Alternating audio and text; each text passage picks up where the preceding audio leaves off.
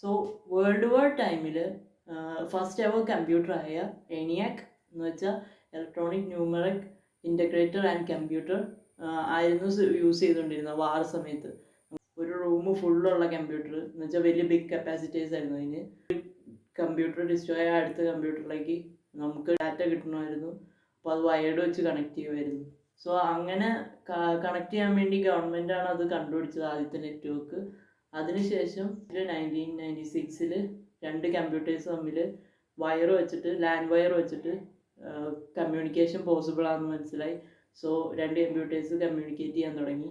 So അങ്ങനെ 1971 ray Tomlinson എന്ന് പറയുന്ന ഒരാൾ ഇലക്ട്രോണിക്കലി മെയിൽ അയക്കാൻ പറ്റി. 10 കമ്പ്യൂട്ടറിലേക്ക് ഇലക്ട്രോണിക്കലി മെയിൽ അയക്കാൻ പറ്റി with the help of ARPANET. 2 കോളേജിൽ നിന്ന് ആണ് സെൻഡ് ആയത്. സോ അതായിരുന്നു ആദ്യത്തെ next invention of internet. So അതിനുശേഷം 1971 വിൻ ക്രിഫ് എന്ന് പറയുന്ന ആൾ TCPയും IPയും കണ്ടുപിടിച്ചു. TCP എന്ന് വെച്ചാൽ ട്രാൻസ്മിഷൻ കൺട്രോൾ പ്രോട്ടോക്കോളും ഇൻ്റർനെറ്റ് പ്രോട്ടോക്കോളും. അതെന്താണെന്ന് വെച്ചാൽ ഇൻ്റർനെറ്റിൽ നമുക്ക് ഓരോ നെറ്റ്വർക്കിലും കമ്പ്യൂട്ടേഴ്സ് തമ്മിൽ തിരിച്ചറിയാൻ ഓരോ കമ്പ്യൂട്ടേഴ്സിനും സ്പെഷ്യൽ ID ഉണ്ടാവും. നമ്മുടെ ലൈക്ക് അഡ്മിഷൻ ID അല്ലെങ്കിൽ ഐഡൻറ്റിഫിക്കേഷൻ ID പോലെ, അതാണ് IP അഡ്രസ്സ്. സോ അങ്ങനെ നമ്മൾക്ക് കമ്മ്യൂണിക്കേറ്റ് ചെയ്യാനായിട്ട് കുറച്ചുകൂടി ഈസി വേ ആയിട്ട് IP അഡ്രസ്സ് കണ്ടുപിടിച്ചു. സോ ഇൻ്റർനെറ്റിൻ്റെ കംപ്ലീറ്റ് വേൾഡ് വൈഡ് വെബ് എന്ന് പറയുന്ന സ്പെസിഫിക്കേഷൻ കൊണ്ടുവന്നപ്പോഴാണ്, അത് വെച്ചിട്ടാണ് നമുക്കിപ്പോൾ കമ്മ്യൂണിക്കേറ്റ് ചെയ്യാനൊക്കെ പറ്റുന്നത് വിത്തൗട്ട് വയറും വയർലെസ്സും ആയിട്ടും.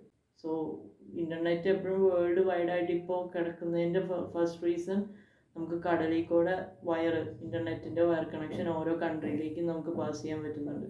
അതുകൊണ്ടാണ് ഇപ്പോഴും ഇൻ്റർനെറ്റ് ഇത്ര ഇതായിട്ട് നിൽക്കുന്നത്.